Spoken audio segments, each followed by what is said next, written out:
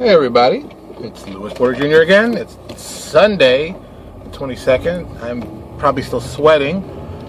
I just finished cutting the grass, and now I'm going to pick up Lucas and Grandma from church. And I said, I think I'm going to do a video. I'm going to talk about something that we never seem to talk about, ever, in RPGs and in the business stuff, and something I found kind of interesting. And I'm going to call it, teaming up. I know for myself, you look back, I'll go back 10 years ago. I thought teaming up was the worst concept ever.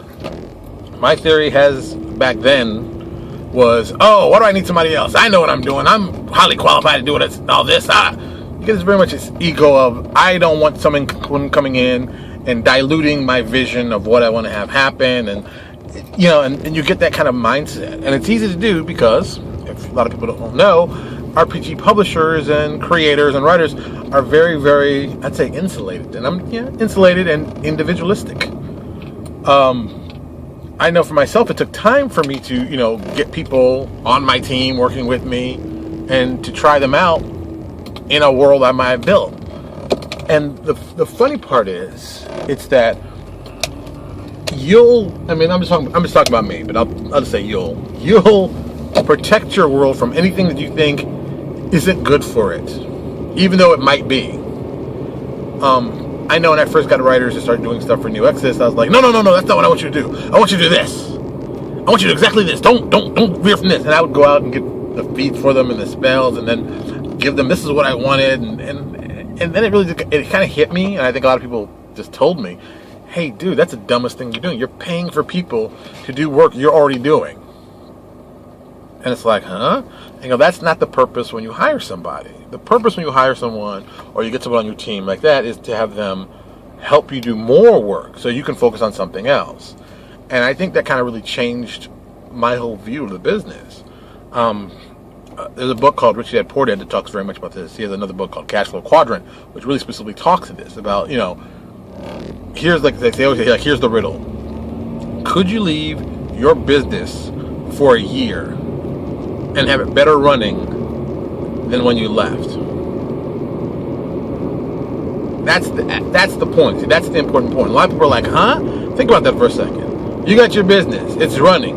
You as the boss, you leave. But you've already got people in place that know what to do, know where the stuff is, know where that kind of stuff is, know where everything is, that they can run the business without you.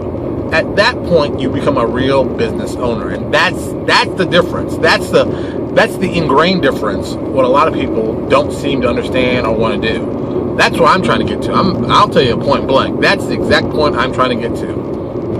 I want to be able to leave my business and have the people working there do even more crazy and amazing things than I ever thought of. That's how I want it to be. To me, that's just smart business. That's just a smart thing to do.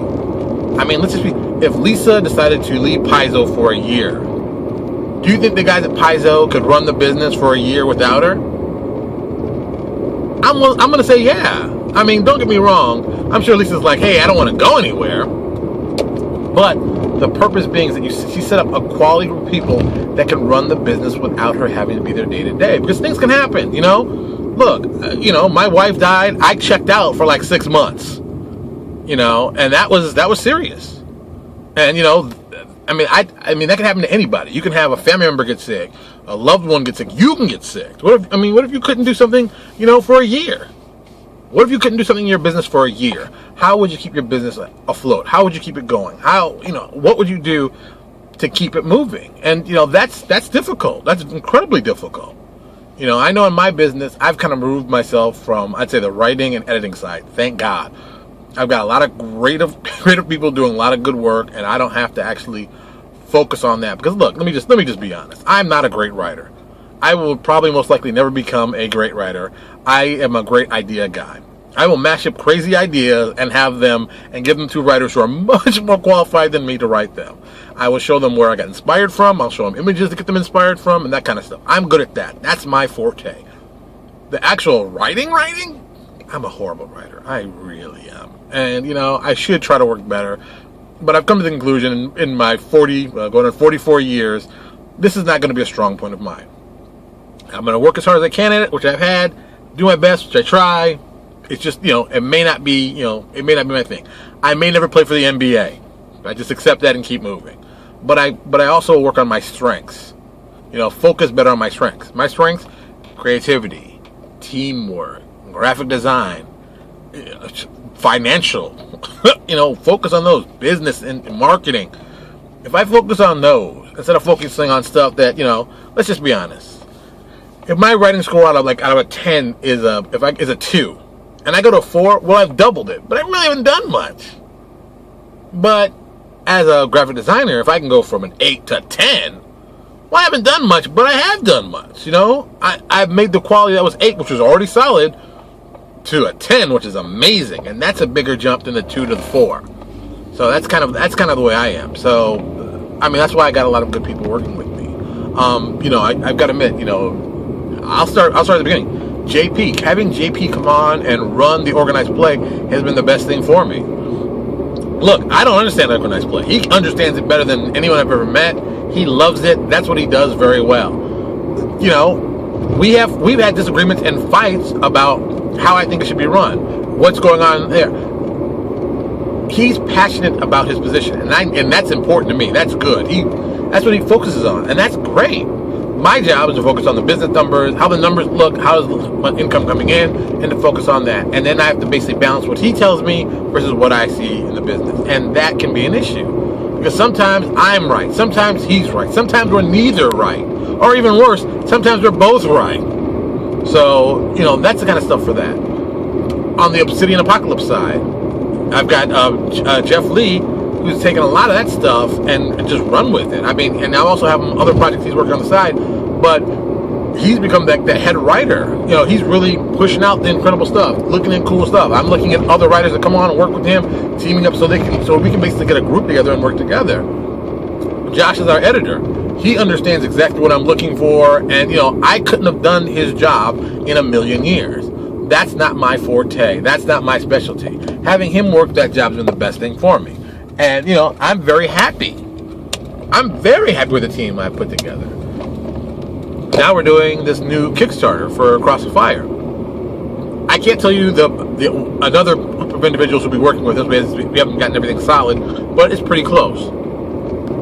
I think it's going to be very, very well done. I've supplied them with kind of a quick outline of what I was looking for, the bad guys I want in the adventure, and most importantly, I gave them artwork for them to get inspired with. Oh, okay, here's the big bad guy. This guy kind of look like this.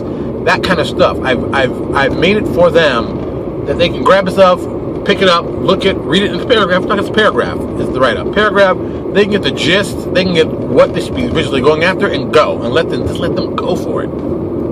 That's what you got to do. A lot of people want to. Well, let me go over and let me tweak what they do. Look, you don't tell a doctor how to be a better doctor if you're not a doctor.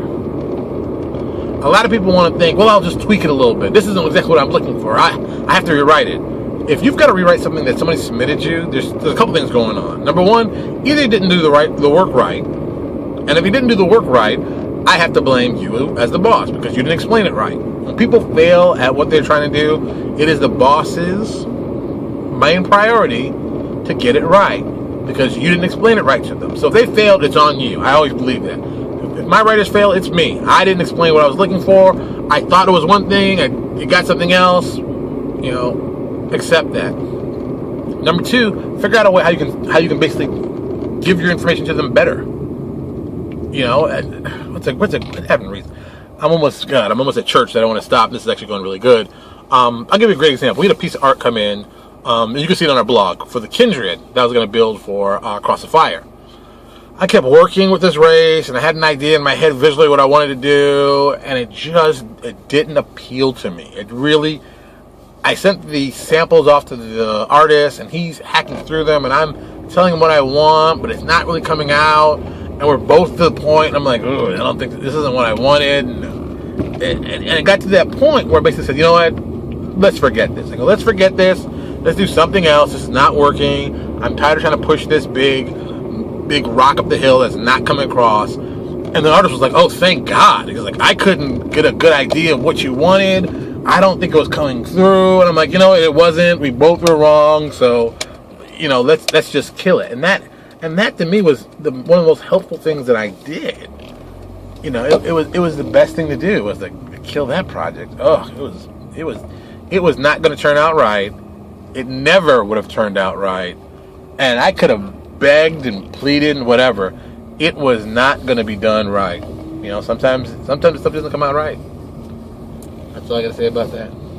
All right, I'm pulling in here. Where's Grandma? There she is, and there's Lucas. I'll pull in this little spot we always pull in, pick them up. But like I said, teamwork. Get yourself a team, get together, go out there and kick butt. If you don't have a team, you've done something wrong. I'll talk to you all later.